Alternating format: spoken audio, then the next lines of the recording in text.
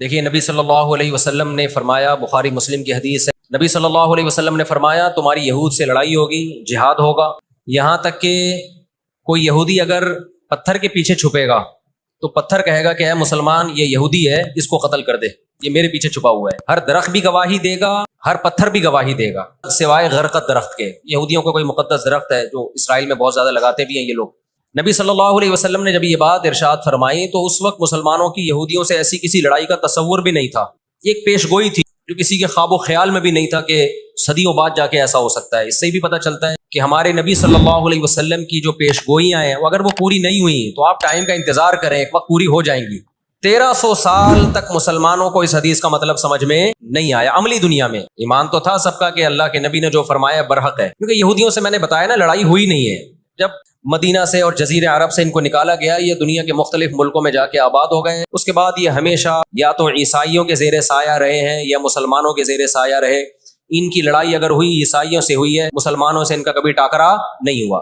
لیکن پیغمبر صلی اللہ علیہ وسلم نے کیا فرمایا صحابہ سے؟ تم لڑو گے، تم سے مراد یہ امت لڑے گی، ایک وقت آنے والا ہے اور ایسی لڑائی ہوگی، ایسی لڑائی ہوگی کہ پتھر اور درخت بھی یہودی کا ساتھ دینا چھوڑ دیں گے۔ آج دنیا جن حالات کی طرف جا رہی ہے نا، یہ ایسا لگتا ہے کہ اس حدیث کے پورا ہونے کا ٹائم آ گیا ہے۔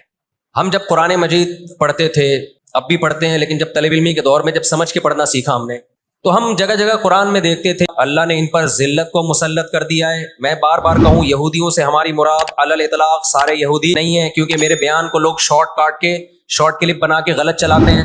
تو بار بار میں کہتا ہوں میرا کلپ ادھورا چلاتے ہیں نا تو کوئی یہودیوں کے خلاف نہ چلائے، سارے یہودی ایک جیسے نہیں ہیں۔ ہم اسرائیل کے اگینسٹ ہیں تو ہماری جو لڑائی ہوگی اسرائیل سے ہوگی۔ حدیث میں جس یہودی سے لڑائی کا ذکر ہے اس سے مراد بھی کون سے یہودی ہیں؟ یہ فتنہ پرست اور شر پسند یہودی فلسطین پہ جنہوں نے غاصبانہ قبضہ کیا ہوا ہے۔ سمجھتے ہو کہ نہیں سمجھتے؟ تو آپ صلی اللہ علیہ وسلم نے فرمایا تمہاری جنگ کس سے ہوگی؟ یہود سے ہوگی۔ دجال کس کا سپورٹر ہوگا؟ بولتے کیوں نہیں؟ ابھی تو دجال آیا نہیں ہے اور آپ نے بولنا چھوڑ دیا ہے، جب آئے گا تو پھر تو اچھوں کی بولتی بند ہو جائے گی۔ کس کا سپورٹر ہوگا وہ؟ ہاں میں عرض کر رہا تھا کہ ہم جب قرآن پڑھتے تھے، قرآن کہتے ہیں ہم نے ذلت ان کے اوپر دے ماری ہے، ان فسادوں کی وجہ سے جو یہ کرتے رہے ہیں دنیا میں، ان فسادات کی وجہ سے۔ ہم جب پڑھتے تھے ہم کہتے تھے اے اللہ آج تو یہودی ذلیل نہیں ہے۔ اسرائیل کتنا پاورفل ہے کہ گچی کس کی پکڑی ہوئی ہے؟ اس نے امریکہ کی، ہندوستان کو گچی سے پکڑا ہوا ہے، تو آج تو بڑی عزت ہے۔ میں نے اپنے استاد سے یہ سوال پوچھا، انہوں نے بڑا معقول جواب دیا اور یہ تفسیر کی کتابوں میں بھی لکھا ہے۔ آپ یہودیوں کی ہسٹری اٹھا کے دیکھیں نا، ہمیشہ کوئی نہ کوئی ایسا ان پر مسلط ہوا ہے جنہوں نے ان کی شرارتوں کا مزہ ان کو دنیا میں چکھایا ہے۔ قرآن سے بھی یہ بات ثابت ہے کہ ان کو ان کی شرارتوں کا مزہ، عذاب جو ہے وہ دنیا میں ملتا رہے گا۔ میں بار بار کہتا ہوں ہٹلر نے بھی ان کو عذاب دیا ہے۔ ہٹلر سے پہلے بھی اسلامی نہیں بلکہ دنیا کی تاریخ میں بہت سے ہٹلر گزر چکے ہیں جنہوں نے ان کی شرارتوں کے ان کو دنیا میں سزا دی ہے۔ ہم پھر بھی بتائیں ہم ہٹلر کے حامی نہیں ہیں جو ظلم اس نے کیا، لیکن وہ بھی ان کی شرارتوں سے بیزار تھا۔ قرآن کہہ رہے ہم نے ان پر ذلت کو دے مارا ہے، دنیا میں بہت دفعہ رسوا ہوئے یہ۔ اب کیا ہے؟ یہ آخری ذلت ہے یہودیوں کی، جو اب کس کے ہاتھوں ہونے والی ہے؟ فلسطینیوں کے ہاتھوں۔ آپ کو معلوم ہونا چاہیے جب دنیا میں کسی کو بہت زیادہ ذلیل کیا جاتا ہے نا تو پہلے اس کو عزت دی جاتی ہے۔ کسی کے گلے میں آپ جوتوں کا ہار پہنا دو، یہ بھی ایک ذلت ہے۔ اور ایک طریقہ یہ 3 پیس سوٹ ٹائی میں آپ اس کو صدارت کی کرسی پہ بٹھائیں اور پھر آپ اس کو جوتوں کا ہار پہنا دیں۔ بتاؤ کون سی بڑی ذلت ہے؟ یہ دوسری ذلت پہلی ذلت سے بڑی ہے۔ پوری دنیا میں مار کھانے کے بعد نا اپنی شرارتوں کی وجہ سے آج اللہ نے ان کو ایک تھوڑی سی حکومت دی ہے، ایک چھوٹا سا کنٹری۔ آپ اگر اسرائیل کو نقشے میں دیکھیں گے تو کراچی بھی بڑا ہے اسرائیل سے، اتنا چھوٹا ملک، اتنا چھوٹا ملک، اور تعداد بھی بہت تھوڑی۔ اللہ نے انہیں کچھ وقت پنپنے دیا ہے۔ اللہ نے کہا ٹھیک ہے تم دنیا تمہاری آخری شرارت دیکھ لے، اس کے بعد جو میری طرف سے تم پہ مار پڑنے والی ہے اس کے بعد قیامت تک تم دوبارہ اٹھنے کے قابل نہیں رہو گے۔ یہ آخری ذلت کا انتظام ہو رہا ہے یہود کا۔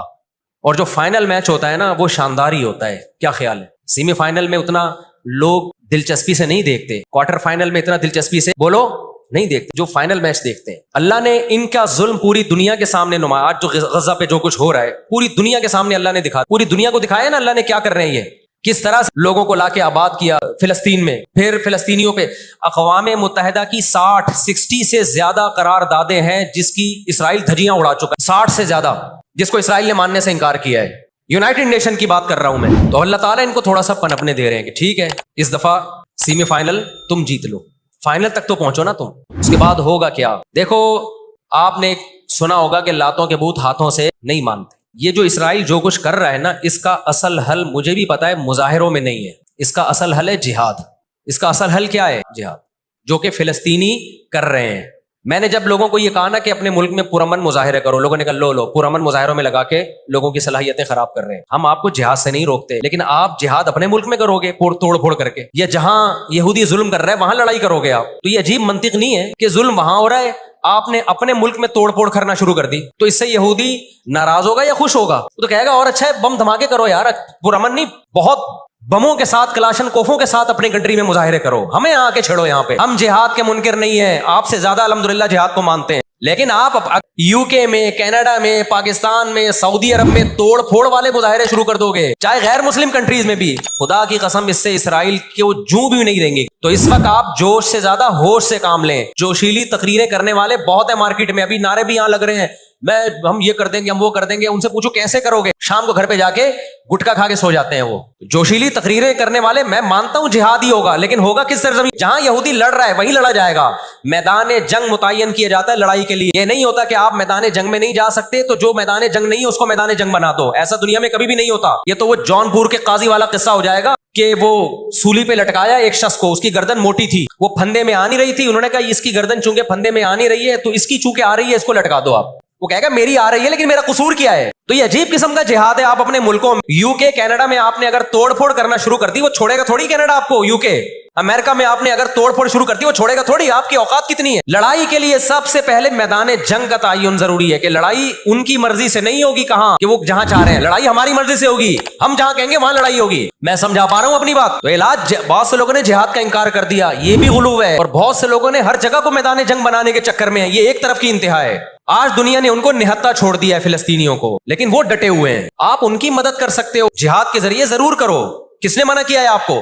اور اگر آپ ان کے ساتھ مل کے جہاد نہیں کر سکتے، نہیں جا سکتے وہاں پہ، تو آپ پھر ان کو جو سپورٹ کر سکتے ہو، ہم راشن پانی پہنچا سکتے ہو تو وہ پہنچاؤ. میں نے پاکٹ ویلفیئر ٹرسٹ کا نام لیا نا، اس پہ بھی لوگوں نے اعتراض کیا، لو بھائی ان کو راشن کی ضرورت تھوڑی ہے، ہمیں پتہ ہے راشن سے کام نہیں چلے گا، لیکن جو جہاد ہوگا تو وہاں جا کے ہوگا. یہاں بم پھاڑنا شروع کر دیے، اس سے اسرائیل کی صحت پہ کوئی فرق نہیں پڑے گا. اسرائیل پہلے ہی ان کی سازشوں سے لیبیا تباہ ہو چکا ہے، ایک مضبوط ریاست تھی. عراق کا بیڑا غرق کر دیا، اب وہ چاہتا ہے سعودی عرب کا بھی بیڑا غرق ہو، وہ چاہتا ہے پاکستان کا بھی بیڑا غرق ہو. تو ان بیڑا غرق ہونے سے جو آپ کی ٹوٹی پھوٹی رہی صحیح لنگڑی لولی حکومتیں، ان کی بھی ایسی کی تیسی ہو جائے گی. اور فلسطینی بھی نہیں چاہتے ہیں کہ دوسرے ملکوں میں لڑو، وہ کہتے ہیں لڑنا ہے تو ہمارے پاس آؤ. تو یہ اب جو دنیا جا رہی ہے نا جس طرف، ہو یہ رہا ہے. میں نے آپ کو قرآن کی آیت پیش کی تھی نا، اللہ کہتے ہیں ہم بعض ظالموں کو بعضوں سے پٹواتے ہیں. تو پہلی جو ابھی تک تو ہم نے نا امیدی کی باتیں کی ہیں. مسلمان ممالک شکست کھا کے بیٹھ چکے ہیں، 3 بڑی جنگوں میں شکست ہو چکی ہے. اس کے بعد اب کسی مسلم کنٹری میں اسرائیل پر چڑھائی کی طاقت نہیں. ہم کو پتا ہے پیچھے امریکہ بیٹھا ہوا ہے. رشیا نے یوکرائن جیسے اتنے سے کنٹری پہ حملہ کیا. آپ نقشے میں دیکھیں یوکرائن اتنا سا ہے، رشیا کیا ہے؟ کیوں اگر وہ پاؤں بھی رکھ دینا تو کچل دے، لیکن جیت گیا کیا وہ جنگ؟ بولتے کیوں نہیں؟ کیوں؟ یوکرائن اتنا سا ہے مگر اس کے پیچھے کون ہے؟ پورا یورپ ہے، پورا یورپ اس کے پیچھے. یہ جنگ طول پکڑتی جا رہی ہے. رشیا اب تک یوکرائن کو کنٹرول میں نہیں لے سکتا. اور مجھے تو ایسا لگتا ہے، میں کوئی یقینی رپورٹ نہیں ہے، شاید اس جنگ کے پیچھے بھی اسرائیل کی سازش ہو. ان کو پتا تھا کہ ایک ہمارا دشمن ہے روس. جب 1956 میں جنگ ہوئی ہے نا، برطانیہ، فرانس اور اسرائیل نے مل کے حملہ کیا تھا مصر پہ، تو دھمکی کس نے دی تھی؟ روس کی دھمکی سے پیچھے ہٹے. روس نے کہا تھا نیوکلیئر اٹیک کروں گا میں، تو پیچھے ہٹ گئے. روس مسلمانوں کی خیر خواہی میں نہیں کر رہا تھا. روس کو یہ تھا کہ جب دنیا کا باپ میں بننا چاہتا ہوں تو تم دنیا کے باپ بننے کی کوشش کیوں کر رہے ہو؟ اگر یہ باپ بن گئے تو اس کو پتا تھا ہماری چودراہٹ ختم ہو جائے گی. تو اللہ ایک ظالم کو دوسرے ظالم سے پٹواتے ہیں. تو آج بھی رشیا، چائنا، وہ اسرائیل کے حق میں نہیں ہے. عین ممکن ہے اللہ مظلوموں کی آواز سے ایسے حالات پیدا کر دے کہ اس جنگ میں براہ راست کون کود پڑے؟ سوویت یونین کود پڑے. اور اگر سوویت یونین اس جنگ میں کود پڑا جس کے پورے چانس لگ رہے ہیں، تو پھر یہ تیسری جنگ عظیم کی طرف معاملہ جائے گا.